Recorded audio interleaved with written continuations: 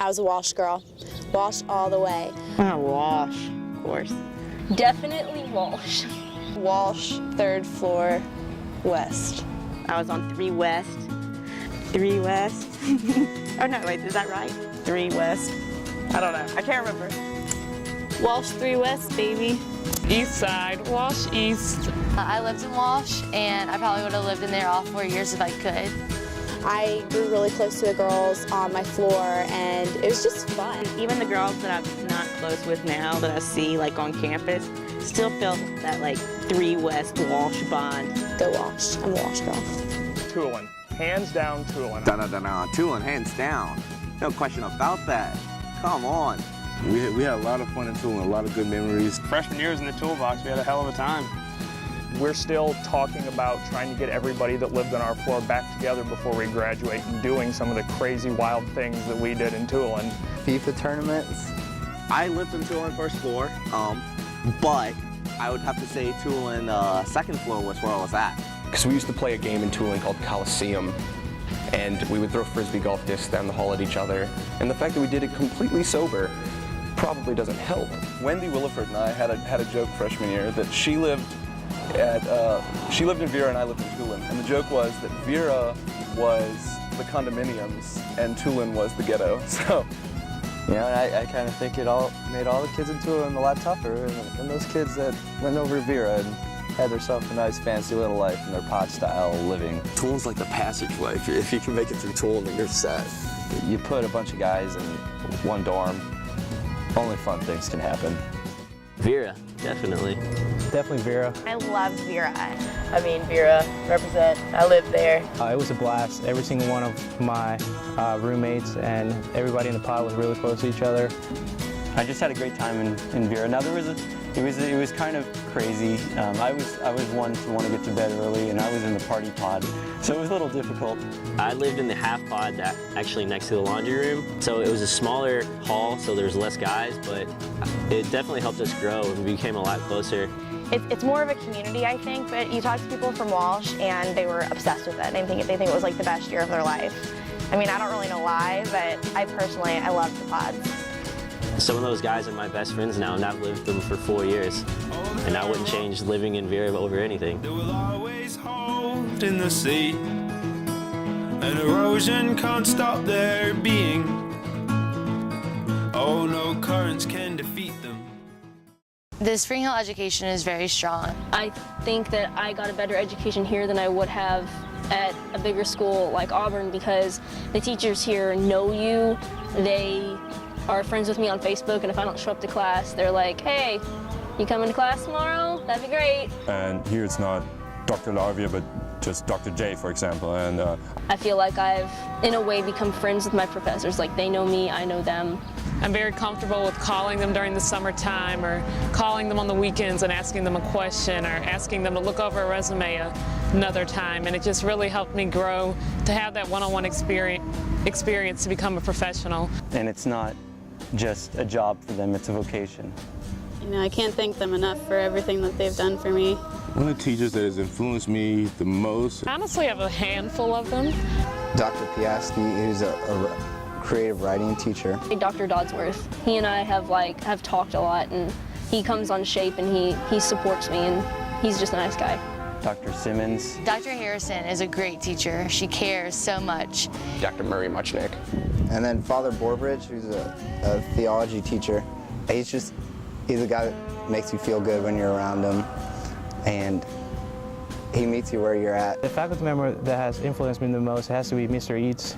Definitely Johnny. His class was more focused on outside, like the real world experience and what you're going to see in the business world. He just has a really cool outlook on life.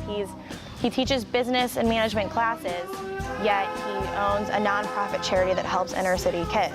Dr. J, Dr. Jamie Franco Zamudio, and she's just so excited about what she teaches, so she brings a lot of energy and excitement in the classroom. Dr. Byrne, he's just a fun person to interact, and you can tell he really loves teaching at this school and being part of it. Dr. Matthew Baggett, he always looked at me like he always believed in me, which, I mean, he might not know it, but like that always that always just kept me going. Dr. Orange. Definitely Dr. Orange. She is just wonderful, and she's wonderfully smart. Father Rodriguez. I've never experienced like a bond like that with a teacher. Father Anthony, he really showed me that you can really put forth a lot of effort into being a teacher and a priest. As far as the art division goes, Peter Fabier. His ideas are unique, is not even the word for it. It helps me really reach in and pull out the artist that I know that is in there. Wanda Sullivan. I never felt like I could be an artist until she got behind me and said, you know, you got something to work with here. You should definitely pursue this. I'd say Doc Wilson. Stephen Wilson. He serves as an inspiration to a lot of us. So. It's not about his class, and it's not about what he's teaching you all the time. He doesn't make you think that because he's the teacher, he's better than you or he's smarter than you. Pretty close to him too, outside of class. And the fact that I go surfing with him probably isn't too shabby either. My advisor is Dr. Chester, so he's just been super helpful with like keeping me calm because it's really stressful being a science major, and he's just always positive. Dr. Culberson, he's kind of assumed that role of being my mentor. Dr. Dean. Dr. Dean has been the biggest help for getting me into medical school. I've had a few run-ins where I didn't exactly do what I should have done, but he helped me out, and he's really helped me grow as a person, as a student. He just wants everyone to succeed so much, and he cares so much about teaching. He works hard for us, so we want to work hard for him, so we end up learning a lot.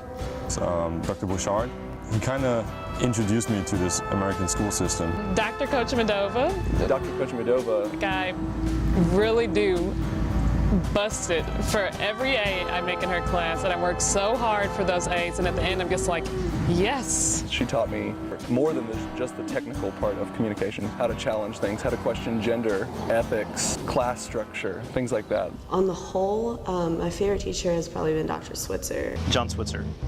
Hands down, Dr. Switzer. Dr. Switzer. Dr. Switzer.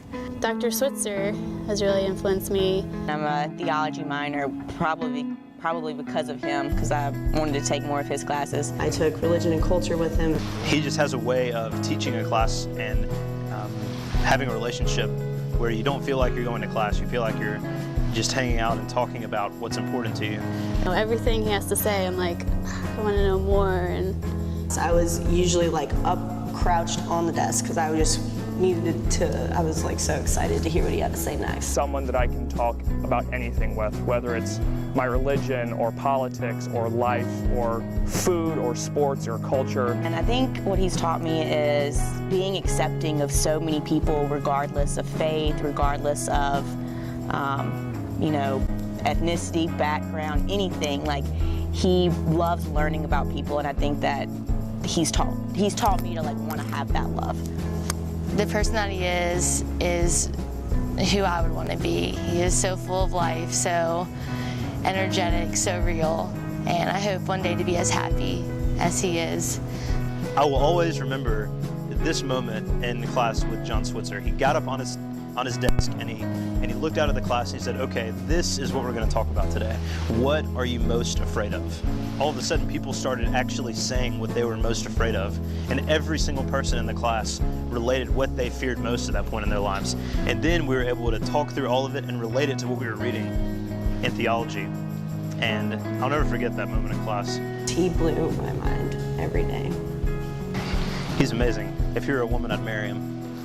I'm just kidding, but maybe not, but really. The teachers they make you think. It's not always necessarily about what textbook you read or what article you read. It's how do you examine what you're reading and take it into your life.